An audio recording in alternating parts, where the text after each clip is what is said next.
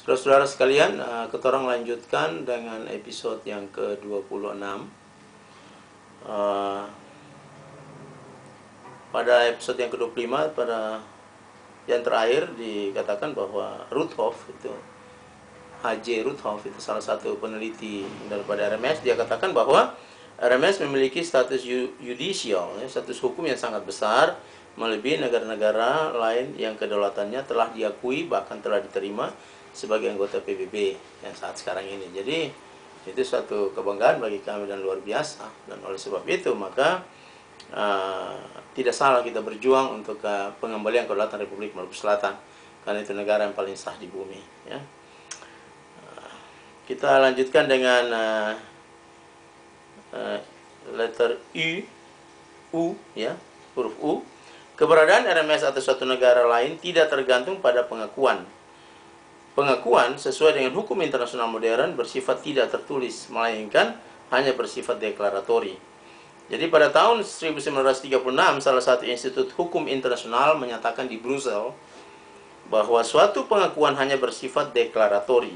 Jadi keberadaan suatu negara baru dengan semua pengaruh yuridis yang melekat kepadanya tidak dipengaruhi oleh penolakan ataupun pengakuan oleh satu atau beberapa negara. Jadi suatu negara yang mau merdeka atau sudah merdeka dengan memenuhi standar internasional, ada wilayah, ada rakyat, ada pemerintah, itu sudah cukup. Sedangkan efek pengakuan itu de facto atau de jure itu sifatnya hanya deklaratori. Artinya bahwa tidak boleh yang lain mengatakan bahwa saya tidak setuju dengan negara itu, nah, atau saya setuju dengan negara, no, tidak demikian. Jadi ya kita tahu, oh kamu sudah berdiri, oke sudah, oke katakan syukur lah, puji Tuhan, katakan demikian. Jadi begitu sifatnya. Jadi dia tidak mempunyai suatu nilai absolut, ya, tapi itu suatu nilai nisbi, relatif, ya.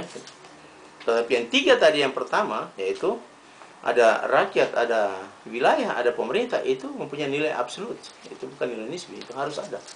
Dan selanjutnya bahwa negara itu mampu untuk membahagiakan rakyatnya. Artinya rakyat harus ada punya hidup, hidayat, life, harus freedom, bebas, mengungkapkan pendapat dan segala macam, dan dia merasa aman untuk pergi kemana saja, dan dia mengejar kebahagiaannya, jadi pursuit of happiness, ya. Jadi tujuan satu negara itu ada tiga, itu yang paling pokok. Nah, itu harus ada, sebab tidak mungkin orang bentuk negara tanpa tujuan, gitu.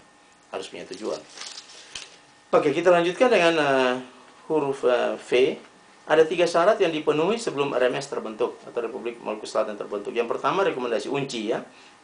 Kita lihat pada konferensi meja bundar lah, pasal-pasal langkah transisi pada pasal 2.1 dia menyatakan bahwa finalisasi daripada RIS itu akan ditentukan suatu badan badan konstituante, ya, yang sesuai dengan undang-undang dasar itu sendiri. Dan tetapi dengan syarat bahwa penentuan nasib sendiri itu tetap diberlakukan bagi seluruh pihak, seluruh negara komponen ataupun seluruh rakyat yang ada pada suatu wilayah kependudukan. Dan yang kedua, keputusan badan konstituante, ya. Dan yang ketiga, plebisit afirmatif yang ada. Ya, di Maluku Selatan itu ada plebisit afirmatif, itu di Tulehu dan di Batu Gajah. Jadi tiga syarat ini terpenuhi. Sebenarnya sama saja dengan tiga aspek signifikan kebenaran aksi pemerintah Maluku Selatan. Ini sama aja tiga ini. Cuma ya bahasanya saja yang kelihatannya seperti beda, tapi sebenarnya dua itu sama, ya.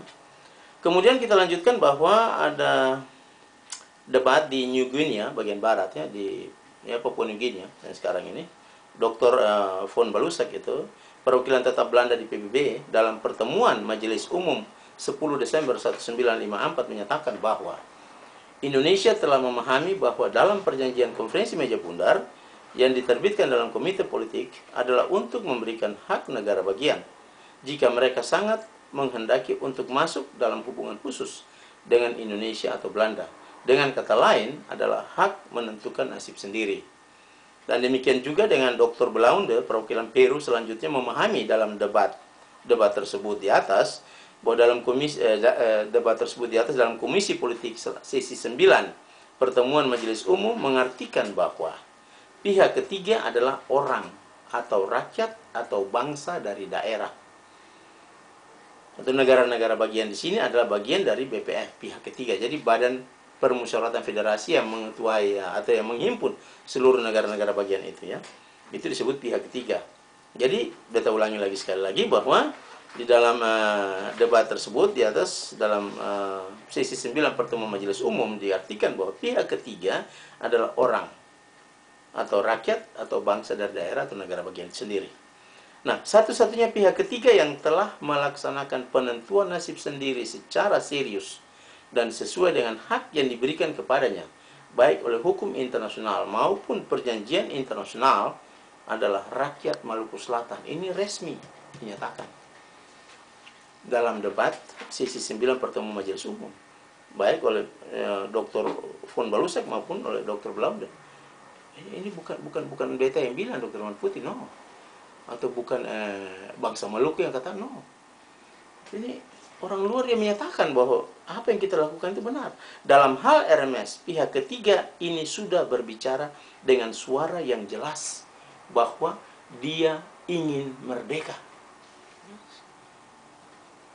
Ketong ingin merdeka.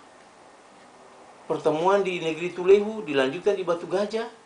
Ada plebisit afirmatif, ada hak penentuan nasib sendiri, kemudian ada Dewan Maluku Selatan yang pada saat itu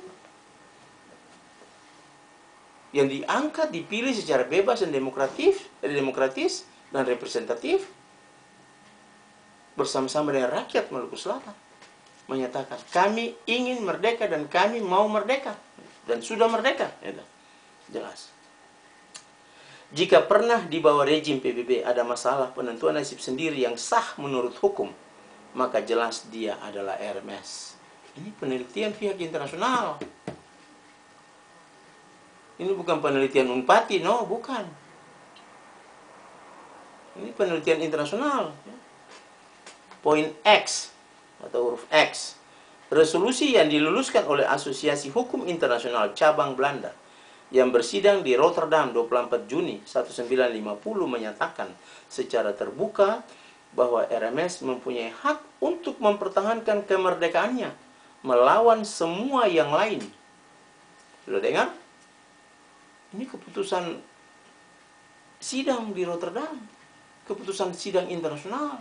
Bukan sidang di pengadilan Ambon, bukan. Realisasi dari penentuan nasib sendiri oleh orang Maluku Selatan adalah sangat sah menurut hukum, sesuai dengan hukum internasional. Selanjutnya, sesuai dengan keputusan Ketua Mahkamah Arrondissement di Amsterdam 2 November 1950, dalam hal RMS melawan KPM Belanda, menyatakan bahwa proklamasi kemerdekaan RMS merupakan suatu pelaksanaan yang sah menurut hukum terhadap hak menentukan nasib sendiri oleh bangsa Maluku Selatan. Udah dua. Yang pertama, keputusan bersidang di Rotterdam 24 Juni 1950. Yang kedua, keputusan Ketua Mahkamah Arrondissement di Amsterdam 2 November 1950. Kemudian yang ketiga, keputusan naik banding pengadilan di Amsterdam 8 Februari 1951. Dalam perkara banding KPM melawan RMS menyatakan bahwa pengadilan melandasi pendapatnya tidak hanya pada pasal 2 dari perjanjian Konferensi Meja Bundar, tetapi juga pada perjanjian Linggarjati, di mana prinsip-prinsip Renville dan perjanjian Van Rooyen-Rum, dan juga atas dasar yang sama kemudian Mahkamah Agung New Guinea tanggal 17 Maret 1952 menyatakan dalam keputusannya tidak hanya menerima RMS sebagai persona standi in judicio, tetapi juga memberikan keputusan yang mendukung dalam persoalan RMS melawan perusahaan di New Guinea. Jadi ada 4 keputusan internasional yang menyatakan bahwa Republik Maluku Selatan sah. Nah, itu kalau kita mau bilang pengakuan de jure. Itu.